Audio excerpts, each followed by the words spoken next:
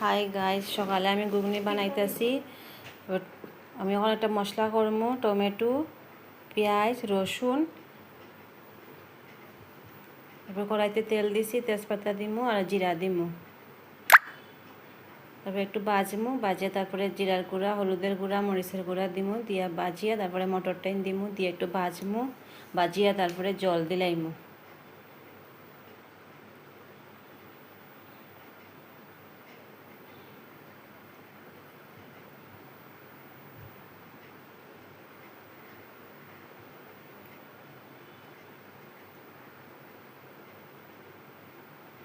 আমি আলু দিছি,